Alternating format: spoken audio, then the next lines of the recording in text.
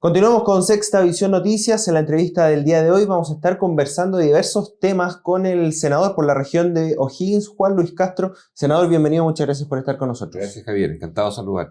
Bien, partamos por la ley corta de ISAPRES. Hace exactamente una semana se aprobó, usted se abstuvo. Le quería preguntar por qué votó así.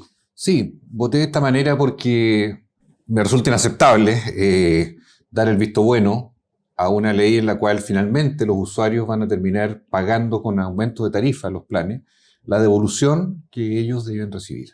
Y esto tal vez no se dijo explícitamente por los promotores, más directamente yo trabajé bastante en construir un acuerdo, pero cuando al final 1.600 millones de dólares se traspasan prácticamente a casi 2,7 millones de personas, acá en la región hay 100.000 afiliados de ISAPRES, y eso va a significar un 10% más de reajuste este año, en septiembre, más un 7,4% por 3 años más de reajustes promedios anuales, más un plazo holgado de 13 años para poder pagar eso. Las últimas noticias que han al respecto dicen que son 11.000 pesos al mes aproximadamente, o sea, 120, 130 mil al año. Diluido en 13 años, la verdad es que cuesta un poquito digerirlo, ¿verdad? Entonces creo que en esa dimensión las cosas no se hicieron bien. Sí valoro que, por ejemplo, FONASA tenga una nueva modalidad de cobertura complementaria que va a permitir que la clase media tenga posibilidad de acceder, por ejemplo, a una clínica con mejor cobertura. Hoy día la gente que va a una clínica siendo FONASA le cubre no más del 30%. En el futuro eso debería llegar al 60%. El futuro es un año más, que sería el momento en que entre en vigencia esta nueva modalidad en la cual la gente del 7% pagaría una diferencia que puede ser de 20 a 30 mil pesos por carga, pero tendría una red de prestadores y de coberturas que serían a tarifa plana, o sea, sin inflación de por medio, para poder darle a su grupo familiar lo que hoy día no lo pueden hacer, por ejemplo, para una operación de vesícula, una hernia, un accidente de tránsito, en que una persona FONASA termina en una clínica, pero la cuenta de la clínica termina siendo francamente imposible pagar. Este acuerdo se da finalmente por la apresura, ¿no? Por el plazo que le había estipulado. Sí, había un plazo legal que venció el 12 de mayo, sin embargo, en la práctica ese plazo no ha tenido una traducción muy específica y generó eso en el gobierno una presión, yo creo que desmedida, por sacar las cosas a como diera lugar en esa fecha. Y yo creo que en esa recta final se cometieron desprolijidades, como por ejemplo ceder más tiempo de devolución a las ISAPRES hacia las personas, y sobre todo no abordar el núcleo principal, que es que las ISAPRES hoy día seleccionan por sexo, por edad y por enfermedad. Y ese es el motivo de la migración, y eso es lo que la gente ha criticado durante muchos años, y ese nudo no está resuelto. Y por lo tanto, las ISAPRES, que si bien tienen un alivio por un par de años económicamente, sin embargo, la presión que va a haber porque la gente de más edad o la gente con enfermedades crónicas que sigan las ISAPRES porque están cautivos, va a aumentar nuevamente los precios, y van a salir probablemente más jóvenes y más sanos hacia otra ISAPRES o hacia el FONASA.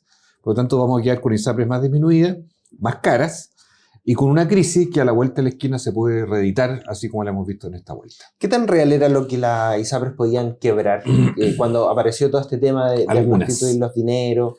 Algunas. O sea, había dos que la superintendencia había dicho que podían tener algún riesgo de insolvencia, pero no era el conjunto. Las fechas que se dieron ya pasaron, entonces, y sigue funcionando el sistema, entonces...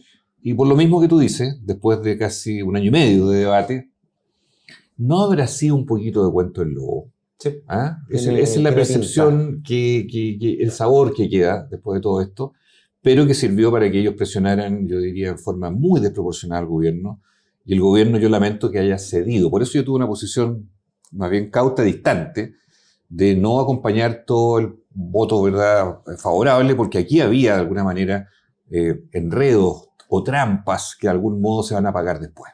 Bien, entonces, en resumen, se va a pagar dentro de 13 años de plazo. ¿Tienen para pagar esto? Para los menores de 65. Claro, y ahí está los mayores de 65 tienen 5 años y los mayores de 80 tienen 2 años. Sí, ahí por último se hace un poco de justicia con las personas mayores. Y lo otro que en caso de que mueran estas personas, la restitución de los dineros continúa a heredero, personas. Y lo mismo, hay gente, por ejemplo, que estuvo en ISAPRES al 2020 y después se fue. Hay gente que nos pregunta, ¿yo recibiré algo? Sí. Aunque haya estado un tramo entre el 2020 y el 2021, en fin, ese segmento que está afecto al juicio a los tribunales, también corresponde devolución.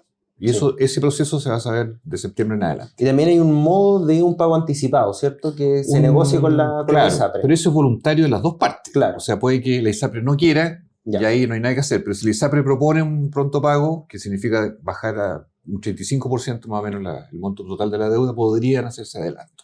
Sí, senador, también le quería consultar una presentación que realiza usted en Contraloría sobre lo que se conoce durante la semana pasada, esta eliminación de 323.000 interconsultas del Hospital Sotero del Río. ¿Usted tiene antecedentes que esto haya pasado antes? ¿Haya pasado, por ejemplo, acá en la región o en otro Bueno, aquí hubo un escándalo en el 2016.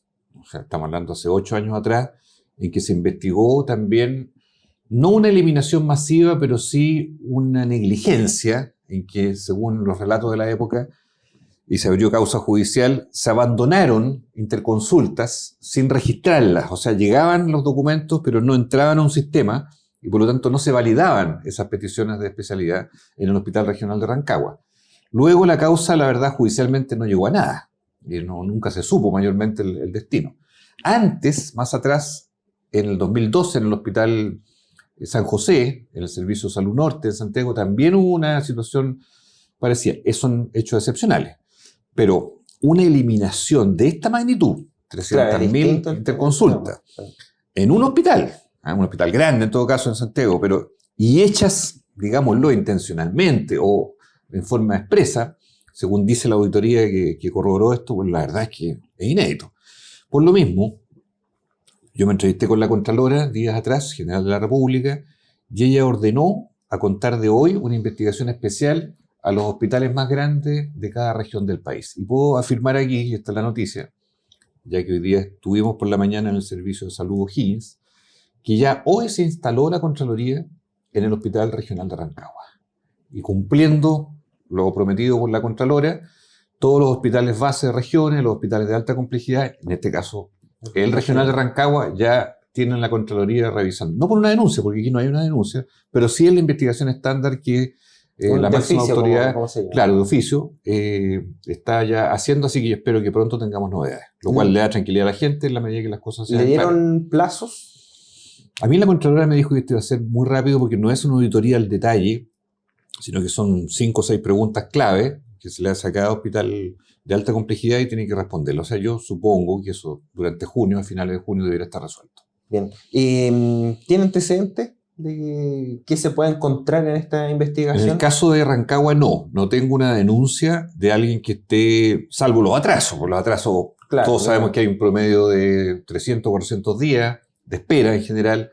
Aquí tenemos, según las cifras de hoy, 30.000 personas esperando una operación quirúrgica, acá en O'Higgins, y alrededor de 130.000 esperando una hora con un especialista, donde los cuellos de botella más grandes están en traumatología y están en oncología y cardiología, donde son especialidades muy requeridas y que generan esos tiempos largos de espera, que son, la verdad, muy aceptables. Pero no tengo yo denuncias que digan que aquí hay una anomalía, o una manipulación, o una situación abusiva. Eso no consta, pero la Contraloría tiene que hacer lo suyo y en todos los hospitales grandes de Chile. Sí, toda una investigación. Senador, lo último, con respecto a la crisis de seguridad que hay en el país, se está discutiendo el proyecto de reglas de uso de la fuerza para entregar mayores atribuciones tanto a carabineros como a las Fuerzas Armadas. ¿En qué se encuentra usted a favor? ¿Qué debería hacerse? ¿Qué no debería hacerse? Yo soy favorable a que exista esto en rango de ley, especialmente por las Fuerzas Armadas, porque resulta que las Fuerzas Armadas hoy día actúan en la Araucanía y en la frontera norte, junto con Carabineros, PDI, en fin.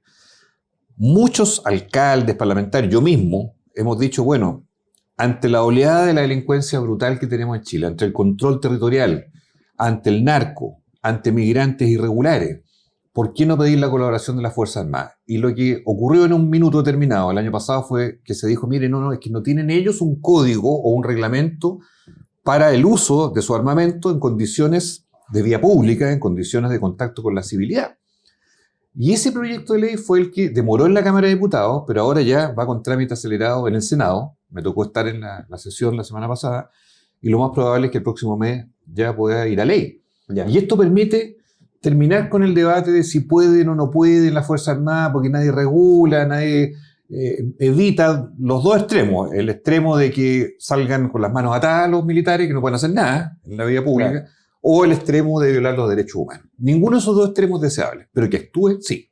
Entonces, este reglamento del uso de la fuerza, yo creo que va en un camino correcto de poder habilitar la posibilidad de que los militares colaboren en el orden público definitivamente en nuestro país y en las grandes ciudades. Ya. ¿Usted cree que se va a implementar, por ejemplo, lo que se ha dicho mucho que está en Europa, que en ciertos lugares, infraestructura crítica, están pero los militares? No basta. O sea, una cosa es cuidar una represa, una central hidroeléctrica, pero hoy día el delito cruza toda esa infraestructura y ocurre en la vía pública, ocurre en cualquier lugar, hay violencia en los ataques que se hacen, entonces ya va más allá de proteger ciertos lugares.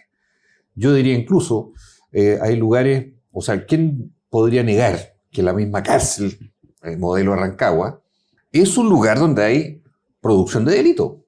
Porque sabemos que entre que colocan droga, entre que se idean todavía por las conexiones telefónicas, no están todos bloqueados todavía, partió en Santiago, pero todavía no se hace en todas partes. O sea, un nicho de delito, uno podría decir perfectamente una cárcel, que hoy día se hacen operaciones desde las cárceles. Entonces, infraestructura crítica, sí. ¿Debiera estar alejado de los grandes centros urbanos? Sí. ¿Debiera haber incluso hasta un territorio previo, ¿cierto?, descampado, con vigilancia, con perímetro? Sí, como ocurre en Europa. O sea, hoy día hablar de infraestructura crítica es muy amplio. Hasta yo podría decir un hospital es infraestructura crítica, porque si alguien ataca o si alguien agrede, también requiere protección. En fin, pero esto traspasa eso. O sea, hoy día el delito es tan desatado en la sociedad moderna, aquí en Rancagua y en todos los lugares del país, que necesitamos más proactividad para tomar el control de territorios que están en manos hoy día del crimen organizado. Bien. Senador, muchas gracias por haber estado con nosotros. Encantado. Ahí teníamos la entrevista al senador Juan Luis Castro con respecto a diversos temas de índole nacional y también regional. Nos vamos a una pausa comercial y continuamos con las informaciones.